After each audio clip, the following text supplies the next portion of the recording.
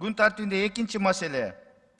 Аскар Акаевдин арызы боюнча Жогорку Кеңештин токтомдун долбоорун карайбыз. Токтомдун долбоору сиздердин алдыңыздарда турат, тааныштыңыздар деп ойлойм. Баяндамачы катары конституциялык мыйзамдар, мамлекеттик түзүлүш, сот укук маселелери жана Жогорку Кеңештин регламенти боюнча комитет караган. Баяндамачы Султанбекова Чолпон Алыевна, сөз сизде. Урматтуу депутаттар, урматтуу төрага. 2024 жылдын 3-сентябрында Жогорку Кеңештин конституциялык мыйзамдар, мамлекеттик түзүлүш, сот укук маселелери жана Жогорку Кеңештин регламенти боюнча комитетине Аскар Акаевдин убактылуу өкмөттүн декреттерин жокко чыгаруу жана Кыргыз Республикасынын экс-президентинин статусун калыбына келтирүү жөнүндө маселесин кароо үчүн депутаттык комиссия түзүү жөнүндө арыз келип түшкөн. Комитет Аскар Акаевдин убактылуу депутаттык комиссия түзүү жөнүндө арызын карап чыгып, талкуулоонун жана добуш берүүнүн жыйынтыгы боюнча төмөнгүдөй чечимге келди. Аскар Акаевдин арызын эске алынсын жана Кыргыз Республикасынын Жогорку Кеңешинин кароосуна киргизилсин. Экинчи, Кыргыз Республикасынын Жогорку Кеңешине Акаевдин убактылуу депутаттык комиссия түзүү жөнүндө арызын канааттандыруудан баш тартуу сунушталсын. Токтомду добушка кое берсеңиз болот.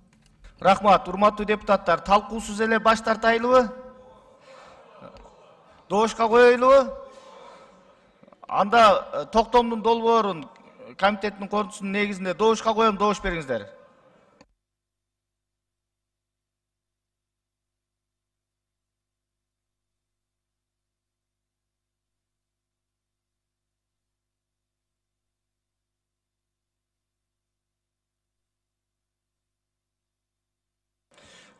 Макул 71, каршы 2, бары 73, катталды 85. Токтом долбоору жактырылды. Урматтуу депутаттар, көңүл болуп койсоңуздар. Урматтуу депутаттар, бул маселе боюнча коомдо ар кандай кызыл талкуулар жүрдү. Парламенттен чоң көңүл буруу менен күтүп атышты. Бул маселени депутаттар кандай карайт экен деп.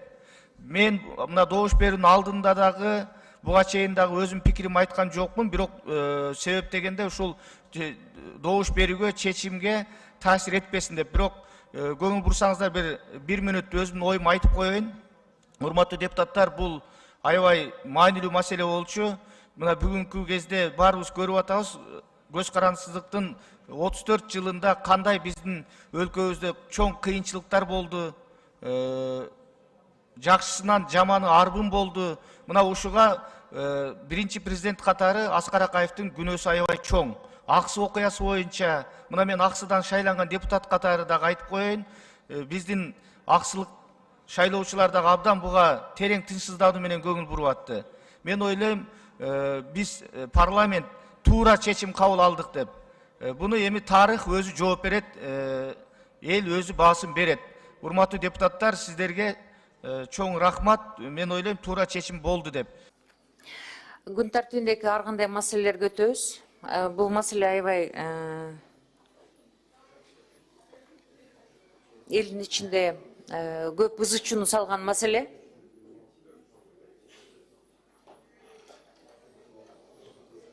Урматтуу депутаттар, 2024 жылдын 3-сентябрында Жогорку Кеңештин конституциялык мыйзамдар, мамлекеттик түзүлүш, сот укук маселелери жана Жогорку Кеңештин регламенти боюнча комитетине Аскар Акаевдин убактылуу өкмөттүн декреттерин жокко чыгаруу жана Кыргыз Республикасынын экс-президент статусун кайтарып берүү боюнча анан депутаттык комиссия түзүү боюнча арыз келип түшкөн.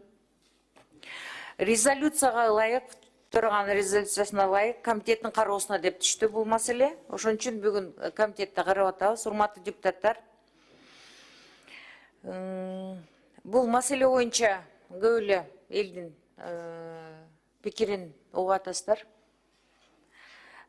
Эгер бул маселе биз болсо комитеттин чечимин чыгарып сиздерге бердик. Мен сиздерге айтып коеюн дегеним мындай болуп атат. Регламенттин 31 беренесинин 2 бөлүгүнө ылайык убактылуу комиссия түзүү жөнүндө сунуш фракция депутаттык топтор депутаттар же болбосо комитеттер киргизүүгө укуктуу. Көңүлүңүздөрдү бура турган нерсе бул милдет эмес, бул комитеттин укугу гана. Это право. Мы можем сегодня как бы рассмотреть и вынести решение. И можем не рассмотреть, отказать. Ушул эки жол бар, ошон үчүн ошого карап иш кылайлы. Урматтуу депутаттар, Гүл Ахматкуловна сөз. Уважаемые коллеги, уважаемые коллеги, вопрос достаточно очень такой щепетильный и в то же время имиджевый, я считаю, потому что речь идет все-таки о статусе экс-президента, который гарантирован и прописан в Конституции. Это не просто так. Я предлагаю по данному вопросу создать комиссию. Почему? Потому что мнение нескольких граждан, это не мнение в целом народа, и поэтому вопрос, я думаю, должен быть рассмотрен в рамках закона. Во-первых, вопрос должен в первую очередь стоять о компетентности органа, который принимал решение и брал заявление от Аскара Акаева, в частности, временное правительство, и в частности, вопрос декрета. В законе о нормативно-правовых актах понятия декрет как нормативно-правового акта нет. Есть Конституция, есть законы, кодексы, но никак не декреты. Поэтому по данному вопросу нам нужно будет на самом деле разобраться в рамках закона, насколько это все-таки соответствует закону. Вот. И насколько правомочны были лица, которые решали о лишении именно статуса экс-президента. То же самое надо рассмотреть. Правомочность, законность – это основное требование нашего вообще комитета и вообще нашего законодательного органа Жогорку Кенеш. Мы должны исходить из норм закона и из норм, в первую очередь, Конституции нашей республики. Поэтому я предлагаю по данному вопросу создать комиссию.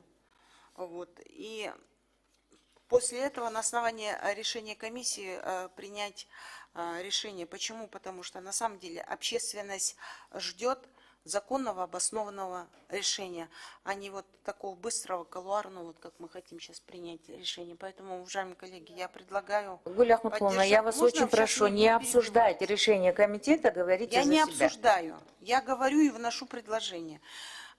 Поэтому...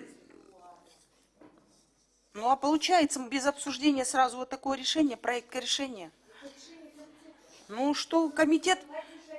Ну, дело в том, что этот проект пишет кто? Секретариат пишет.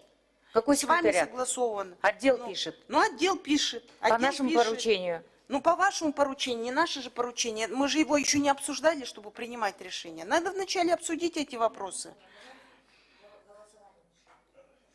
Давайте вы не будете перебивать, а вы уже несколько раз прерываете. Я в тот момент, когда обосновывала, вы разговаривали, отвлекались. Чопона Лыевна. Давайте уважать друг друга.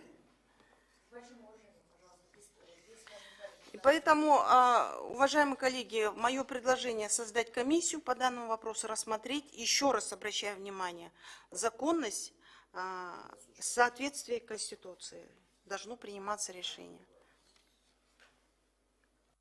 Кийинки сөз Жанар Конучевичте. Чоң рахмат, урматтуу депутаттар. Эгерде биз азыр мен жеке оюм Аскар Акаевдин арызын канааттандыруу боюнча чечим кабыл алсак, анда коомчулук бизди түшүнбөй калат.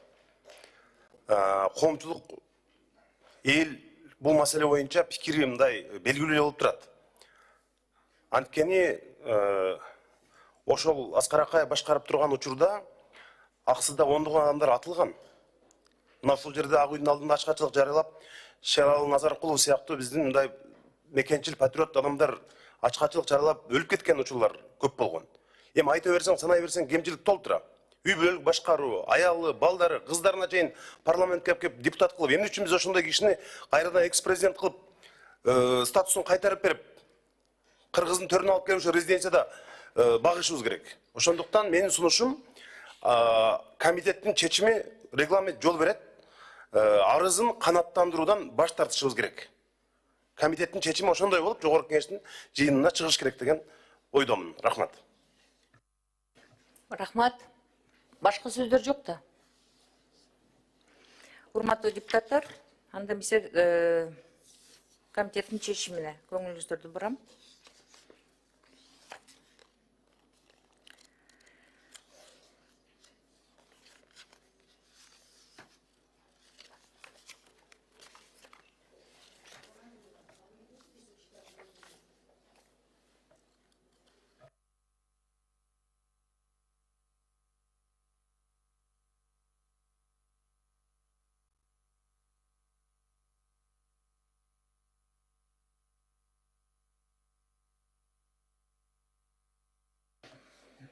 Урматтуу депутаттар,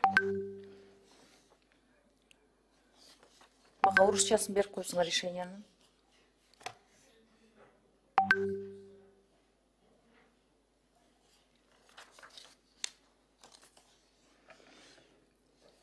Комитеттин чечими.